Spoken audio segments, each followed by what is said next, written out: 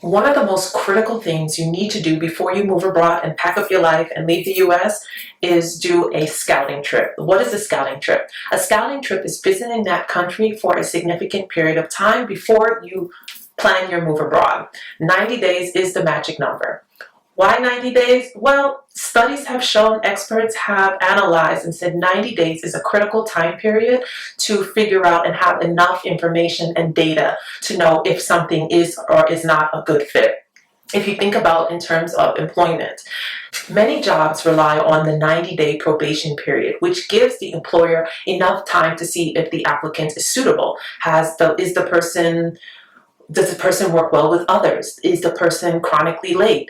Does the person have idiosyncrasies that don't align with the values of the company? Is the person erratic? Is the person, all sorts of things get exposed in the 90-day period, which is why jobs offer it to see if they're going to commit to you or invest in you any further. If you take that model over into the move abroad world, 90 days is also a critical time period for you to be acclimated enough with the culture to see if it'll be a good fit for you. More than 90 days will be difficult without a visa, as I've discussed in previous videos. With US passport holders, the longest you can stay in a country without a visa or a residency permit is 90 days. After that, you are going to need additional permission to remain in that country. So if you don't want to go through that step of going through the application process initially, then you want to go about this pathway with the 90-day period, which lawfully you can remain in the country. So this will be your probationary period, where you get an idea of experiencing the daily life. What is your daily life like in this country or in this city? You also get insight into your budget. Many countries have an income requirement, let's say, requiring you to have $30,000 in income before you can apply for the visa. Okay, say you meet the income requirements. However, do your daily expenses cause you to exceed even the income requirements of that country? Some countries, even though the income requirements may be low, may be costly for certain things to get done or for you to experience certain things. So you want to have insight regarding that. Even though you can meet the income requirements, is it costly? Is it causing you to exceed what your budget allows? Just having your basic necessities. So we know with like Airbnb is always like 60% more than it would be if you were to rent an apartment from a landlord. So you want to factor that in. Can you survive on your income in that country, given your expenses and the income requirements of that country, and can you live comfortably? Because that's one of the major motivations of people moving abroad, is that it's so hand to mouth in the US and their income does not go far with just basic necessities. Just food, shelter, and clothing is drowning Americans. So you don't want to move to another country and have the same tightness. So that's what this probationary period allows you to say, I can survive and thrive based on my income. You also want to experience the healthcare system. How easy is it for you to have a physician, get medication, or if God forbid you have an emergency, interact with the emergency services? What is that like?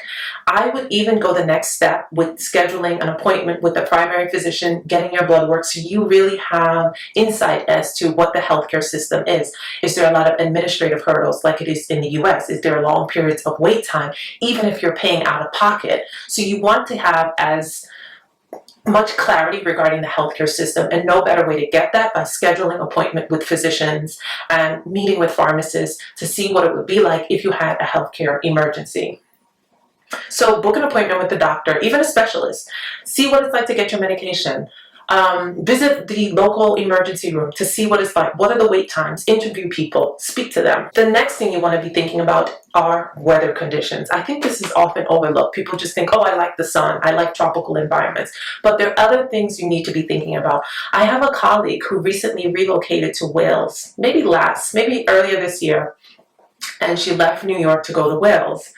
However, the weather conditions in Wales made her severely ill because there's so much mold and moisture and wetness and dampness in Wales. She started to have a chronic cough, and she kept going to the doctor for them only to tell her she has to get acclimated to the weather.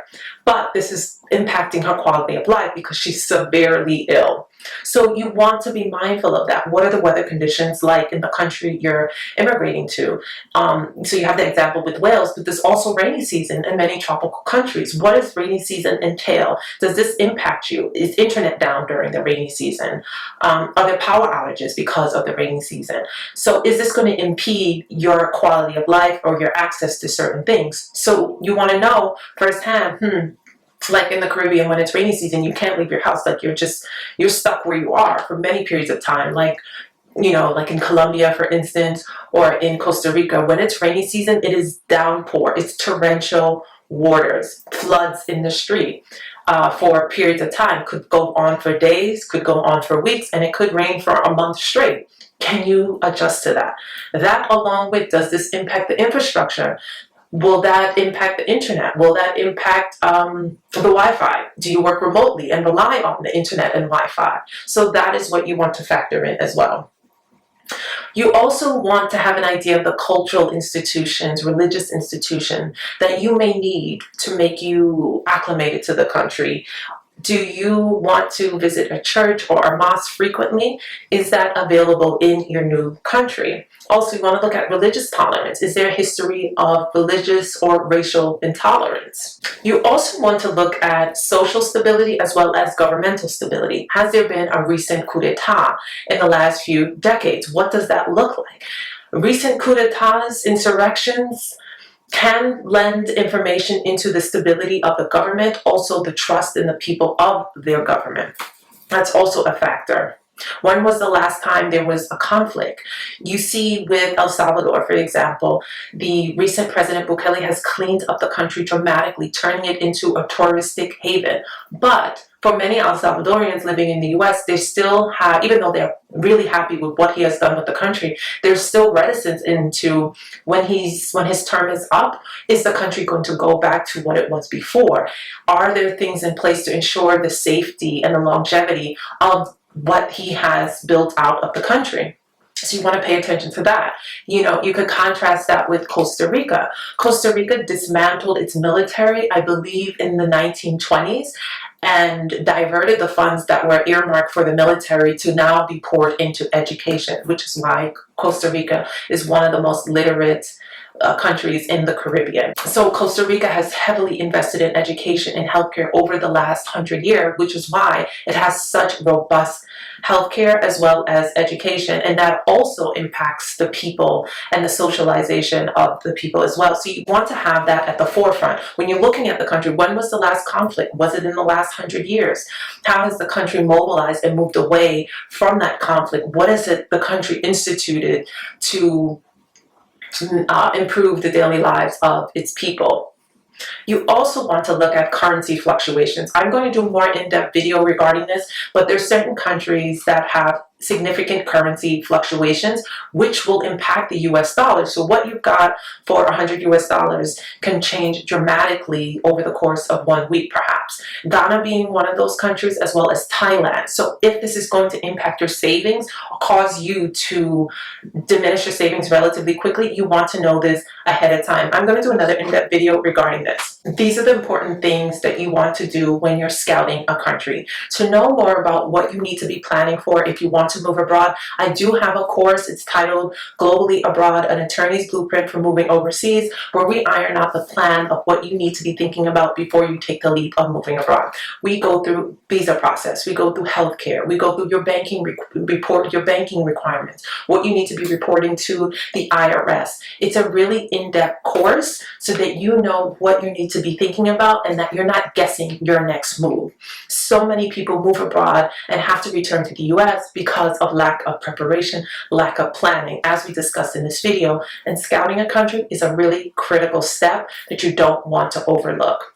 So if you need some insight from an attorney who's done this not once, not twice, but 3 times, not only moved herself abroad, but has moved several clients abroad successfully of all different ages, then this course is for you so that you can have clarity, so you can have confidence regarding your move abroad and that you're not like feeling your way in the dark in this new journey. No better way to have support than have the support of an attorney who's done this. And so the link for the course will be in the description box. Let me know if you have any questions or if you have any video ideas that you would like for me to do. And I will see you next time. Bye-bye.